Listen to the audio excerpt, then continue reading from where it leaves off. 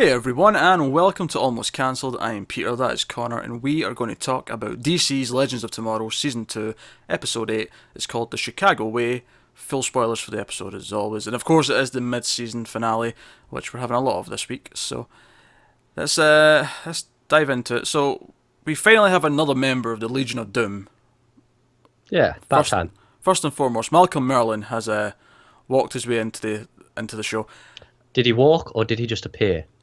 Well, it's funny you say that because see, obviously we get this opening scene, with Al Capone and whatever, and he walks in and he says his name's Malcolm Merlin, and I could have sworn I would have bet money that he was going to add on, and I used to be I Ra's al was waiting Ghul. for it the whole episode. I'm not gonna lie. It was just the way he said his name when he walked into because it was the two of them, Reverse Flash and Dark were there. He walks in, he says like hi, or he says something. He's got a witty line. And he goes, "And I'm Malcolm Merlin," and I was just. It felt the influx was just perfect for.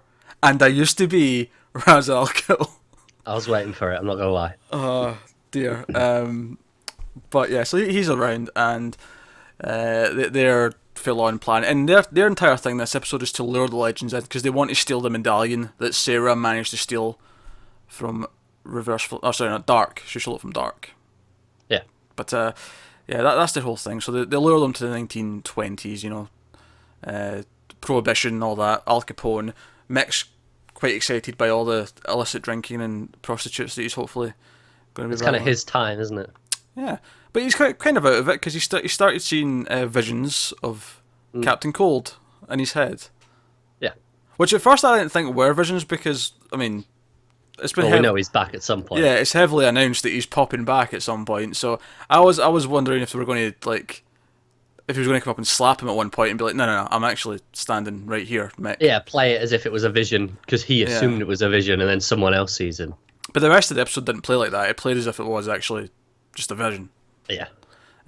Which works, I guess. If it's setting up the idea that he's going to be back soon, it at least gets Mick in a mental state where it's going to really affect him because he's already been thinking about him. Yeah, and it also works to reintroduce him to anyone who didn't watch season 1. Yeah, it's true. And Mick continuing to have chemistry with lots of... He's like the anti-Win, where they both have chemistry with everyone, but he has chemistry for very different reasons. Yeah, definitely. Because him and Vixen have good chemistry in this, and even have a sweet... I was convinced they were setting up a relationship with her and Nate, but now I'm like, her and Mick? Maybe? Yeah, I could see it. I don't know, maybe. I don't know, that little peck in the cheek, it was all very charming. It was. Yeah. In fact, funniest moment of the episode might have been when they take over the truck. They hijack the truck and Vixen and Mick go in the front. And he's like, right, let's go. He's like, what about Nate and Ray? And he's like, guys, we're standing right here. And it's after he goes, those two idiots just mess everything up, and then it just cuts to them outside. Which, by the way, is a great running joke in this episode, is that they have this new sort of bromance brewing as idiot scientists, I guess, is the phrase I'd use. Yeah, I suppose. Yeah. Sarah acts like the mum and tries to tell him to calm down and stop fighting in the cargo hold. Because, as Jax points out, the last time they did this, they ended up getting shoved into a random time period. Yeah, not great. No, so... And that was pre-powers, I believe. No, it wasn't. It was just when he had no control over them. Yeah, he had no control, but yeah, that was definitely... Because he wouldn't have survived going through the time machine if he wasn't... But he had no control, and it was like... Yeah, but now you have control, you have strength. Which before he was just punching. Yeah. By the way, minor complaint here. So, at one point when in the club, Nate metals up to take all the bullets from the Tommy guns, right? There isn't a single bullet hole in his suit. Yeah, that's a little bit annoying. Yeah. And when I say suit, I don't even mean the one they made. I mean, it's like a 20s style, suit with tie and all that, Yeah. 3-piece. Maybe even more than 3-piece, 5-piece maybe, I don't know. It's the time when you expect them to have lots of pieces in their suits, but he, there's not a single bullet hole. Like, it looks pristine after being hit with, like, an entire round of Tommy guns. Like, no. Yeah, that was noticeable. That's the costume department being skimpy there, and Connor's hitting his mic. I have the pop shield just coming right off. Oh dear. But yeah, and obviously other stuff that happened in this episode is we had Sarah and Stein. Stein, of course, keeping the secret about his daughter, and he's made to feel very guilty because Sarah's like, "Oh no, you taught me never to mess with the timeline. Like whatever we do, that comes first." Yeah, it's after this big deal offered from Malcolm, where I won't blow up the ship if you just want to be normal. Yeah, also pretty good deal. I love that characters in this show are threatening things that would completely erase other shows. Like that would erase Arrow. It would, because would that erase Flash as well? Nah, he still got struck by lightning. Because it was Wells that instigated that. That had nothing to do with. Yeah, but see, he went back to his lab late at night after he did the visit to Star City, right? Yeah, but he only went to Star City because one of the crimes that were related to Arrow was going on. Right, but what I mean is, if he hadn't gone to Star City, he wouldn't have got back late at night, and would he have gone to his lab late at night? Would he have been in the lab in the first place when the lightning went off? Are you forgetting that Reverse Flash was monitoring him on security cameras? He had timed it whenever he wanted to. Yeah, good point. He was watching him 24/7. All right, yeah, I'll allow that. Yeah, Flash would still exist. Supergirl's on its own universe. It's just Arrow we're threatening to erase. Which, even after a good episode, I'm okay with it. yeah, I mean, it wouldn't be the worst thing in the world. Sure. On you go, Malcolm. And that way he still gets his other hand. Yeah, that's true. He gets his hand back. I don't know why he doesn't just do this anyway, to be honest. I know. Let's not delve down that rabbit hole. I don't think it's worth it. So obviously Reverse Flash takes Stein's place, gets on the ship to steal stuff. I like how dangerous Reverse Flash feels. He's running around and they're basically helpless against him. They're helpless against a speedster. They've got that gun that can kind of knock him down for a little bit, but it's not. He's moving so fast, and I called pretty quickly that he'd taken over Stein's, kind of like how he did with Wells. Yeah. Because he mentioned this device usually leaves you for dead, but I'm going to make sure it doesn't. Why he doesn't want him to die, I'm not sure. Because I don't know. There's no good reason, is there? Maybe if they were wanting to use him as a bargaining chip later, if they didn't get it. Yeah, maybe. I mean, maybe they wanted information out of him still. I don't know. Yeah, but the next time we see him, he's getting thrown off a dock by Al Capone. That's a good point. Maybe he wanted to give Capone something as appeasement. Like, here, you can do something. Maybe? Do you know what? I have a problem with this, though. So he gets stabbed by it, and he's screaming out in pain. Why doesn't Jax feel this? Because they've set up multiple times that they feel all this... When it's, like, serious pain, they feel it through this psychic link, and nothing. Actually, that's not entirely true. That nothing... it's true in a sense, but it's not completely true because we don't actually see Jax during any of this. So he could have felt it. Because actually, I noticed this, see when they were all out doing this mission and they were trapped, and Vixen, Mick, Nate and Ray were all going to rescue them. The entire time I was thinking, where's Jax? Why isn't Jax coming to help with this? So, now that you've mentioned that, we don't see him feel it, but at the same time, we don't actually see him at all during that entire segment. Fair enough. We don't see him again until he comes back on the ship. And admittedly, he's the first to go, wait a minute, something's not right here. Maybe he doesn't feel that he's like there. Kind of thing. Maybe. No, I thought this was they've had a good week of mid-season finales, actually. I thought this was another strong one. It feels like the season plot isn't just spinning its wheels like it was last year. And I've said this a few times, but this felt like it really amped everything up. All the villains are in play. The main plot, the time-traveling plot was kind of almost inconsequential. They don't even spend that much time on it. Sure, they get the FBI guys' files or whatever, and they reference fun little bits here and there. They reference the Untouchables a couple of times. That's basically it. Most of the episode was dealing with the overall plot with the Legion of Doom. Yeah, I really appreciate that. I like it too. It's good. It doesn't feel like we're just kind of wasting time. Not that every standalone plot feels like you're wasting time, but last season it did. Last season it very much felt like that. I mean, that's the thing. We've had a few filler episodes here and there, don't get me wrong. But for the most part, probably like 3/4 of them have served a good purpose. Because, I mean, the one that sticks out, obviously, is the Western one. Western one, and to a lesser extent the Japanese one. Yeah, that's fair. Yeah, but the rest of them have all felt essential. Yeah, or at least if they weren't essential, at least if they were filler, they were a lot of fun that I didn't care. Like I wasn't going, oh, this feels like filler. It was just, no, this was good. Yeah, because sometimes you got to just have an adventure, and that's fine. Especially in a show with this many episodes. It's going to happen. It's fine. Yeah. It feels more variable this season, though. It feels like things aren't just repetitious, because last year it felt so just same thing over and over again. We're here to find Vandal Savage. Oh, we don't know where he is. What else is going on? Oh, that's what we need to fix. What's interesting, it's like they're being reactive instead of proactive. Because obviously before they were going, oh, where's Vandal? And they were making an effort to go to that. And it felt like, oh, and then they just stumbled into something every time. Well, that's because we've got villains who are travelling through time as well, so it actually makes sense. They have to keep reacting to what they're doing. Yeah, exactly. So now that they're going, oh, hang on, something's going on, let's go to that. It feels like, even when it is filler and they just go to something, it feels like they didn't just stumble into it, at least. Yeah, it feels like it has more of a purpose, more of a weight. Yeah. Yeah. Which, funnily enough, makes it a lot more like Timeless. Which it does. A Historian included. Comparison that we've been making all season.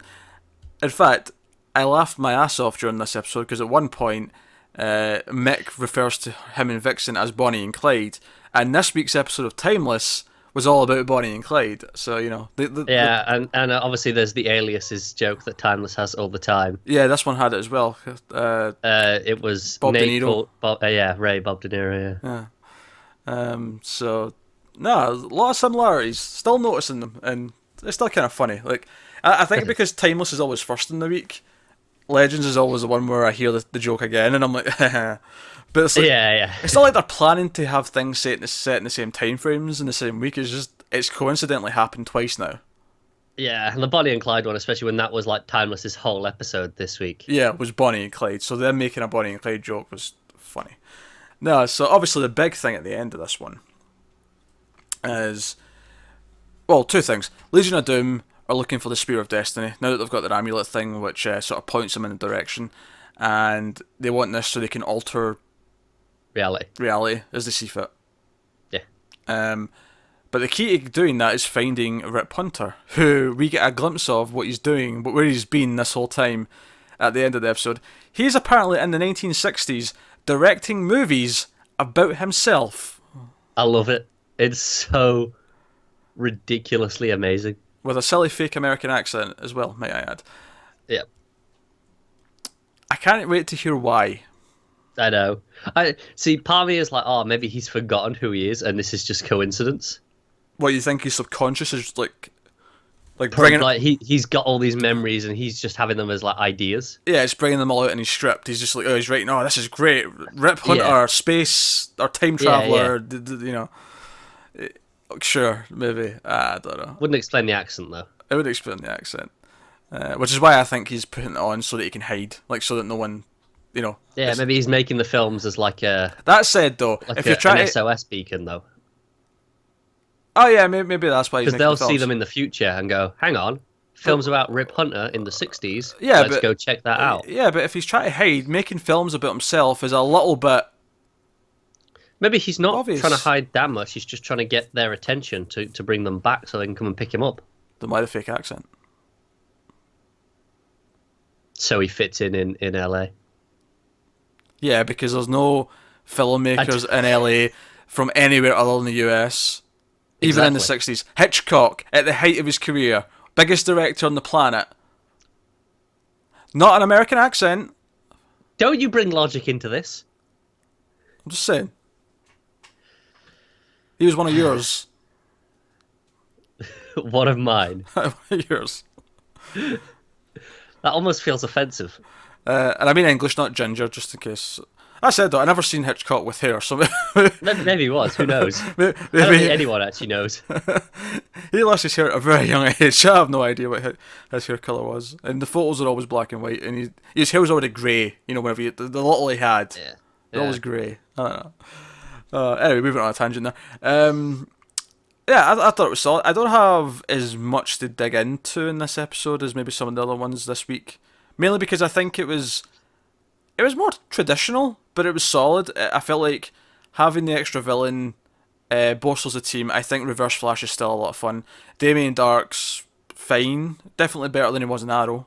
Malcolm's Malcolm. Malcolm's Malcolm. Which I love, but I get why some people don't. But I do feel he works better on this show than Arrow. Yeah. And I think even when it was just doing the silly little Al Capone plot, it was at least fun. Like having Ray and Nate fight over who gets to be who and, who gets to do what. Yeah. But, it was fun. It always had energy and it always felt like it had a purpose. And it kept that stuff tight. It didn't linger on it. And where it did linger, it was lingered where it was important. It was Stein coming out to Sarah. It was their heart-to-heart at the end. And even Sarah's realisation that maybe it's okay to sacrifice, because she gives up the medallion to save Stein. The idea that she's willing to sacrifice stuff to keep her misfit family together is important to her. It's pretty cool. Although it's funny, spoilers for this week's Arrow, by the way. I'm about to mention something from this week's Arrow. In case you watch all the shows, but for some reason you watch this one first, spoiler for this week's Arrow. It's kind of funny hearing Laurel in this episode say, "If I can't bring my sister back, yada yada yada," when she's back. She's fine. Calm down. Yeah. Yeah. I get that. One thing I found really weird with the amulet, though, is so they took it off Dark, but Dark clearly has no idea what the hell it is. Why did he have it in the first place? Because he was working with Reverse Flash. Like, was it just that he sent him to get it? Like, did he not tell him anything beforehand? You don't think he'd have questioned it? Reverse Flash's powers far outweigh his, so he just does what he says. True. I did like how he just made him look like a chump. Oh, you mean the scene where, like, when it's all the goons with the Tommy guns, and he's like, "Oh, well, you get this, well, I get this," and then in reverse, I was like, "I'll get that," and then he's like, it does it all, and then comes back and says this. Yeah. That's good. And later on as well, when they're talking about the amulet, and he's putting it together, and Malcolm's like knowing what it is, or at least it's not two separate things, and he's like, "Yeah, at least one of you's got brains." Reverse Flash is the boss. He's the best out of the three. He should be the one. Oh yeah, I'm not calling the shots. There is no denying that. But no, I thought this was a solid mid-season finale. I had a few nitpicks, but I think I'm excited to see where this Legion of Doom plot goes. I also think it's very interesting that there may have been more, but there was at least 3 people who were cast as series regulars for all 4 shows before all the shows started this year. And I think it's funny that all 3 of them didn't actually show up on the shows until just before the mid-season break. Okay, isn't it? Jay did pop up for 1 episode early on, but that was it. Yeah, so you had him, you had Malcolm, Snart, and Laurel, yeah. And all of them only just appeared like in the mid-season finale or around then. They all just kind of came into it around the same time. And even though Snart in this one, he's not really there yet. I just think it's funny that Laurel last week and this week, and then Snart this week, Jay this week. Yeah. I feel like it's a good thing though, because obviously they get 22 episodes between the 4 shows over the season. Mm-hmm. And saving them all till like now means they can be quite heavy with them in the second half of the season where it matters. Yeah, but why would they need 22 left unless they're going to have them appear on like 3 they're going to be in multiple week? Shows. It doesn't have to be in the same week. Yeah, but they're never going to use all 22 then, are they? There's only like 13 weeks left. The shows. Yeah, but you can have them in 2. Like you can have them in 2 shows one week, 2 shows another week. It can tally up. That would be too much. Would it? If they do it. If it's that every week, yeah, it's too much. That's weird. We'll see. They're not going to use 22 episodes out of these characters. Probably no way. But we should make a counter. No way are they hitting 22 with any of those 4. No, my point of bringing that up, I just thought it was funny that they all popped up around at the same time. Not that I was debating how many episodes they had in their contracts or whatever. No, I just I like that they've waited for a while because it means they can use them all heavily after the break without worrying. They could have used them heavily after the break anyway.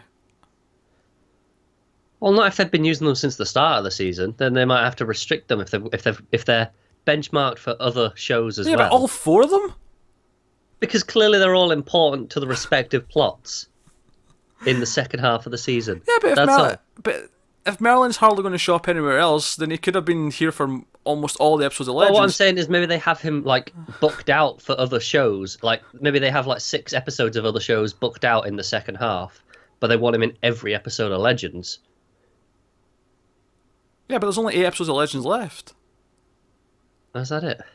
Yeah, it's only 16 episodes. Oh, see, I forget. Oh, Legends sorry, is shorter. 17. Sorry, 17. So there's 9 left. I forget Legends is shorter. I'll leave that. But we've had him in what? 1 hour already. I think so. Yeah. We had him last week. And then this is 2, so he's got what, 20 left. So that gives him plenty of time to go and pop in the others. He's had 3. 2 arrows and 1 Legends. 2 arrows? Yeah, he popped up earlier on in the season. Oh, did he? I don't remember that. I was Yeah. pretty drunk. you were drunk. I'm pretty sure you were drunk. Nah, that'll explain that one. Not that any of this matters. You're just arguing for the sake of arguing. I thought my point was valid. I stand by it. I'm not even. Let's end it right here. Right, that's the mid-season finale of Legends of Tomorrow. Pretty solid. Let us know what you thought of the episode in the comments below. Thoughts, theories, complaints, whatever. Like and subscribe and all that stuff. It helps us out a lot. And of course, this is the mid-season finale, so it means we will not be back with another episode of Legends for another month or so. And like and subscribe and all that stuff. It helps us out a lot if you do. Get us on Twitter at mild_fuzz. Ignore Connor's chronic hiccups. It happens. Thank you very much for watching, guys. We'll see you next time.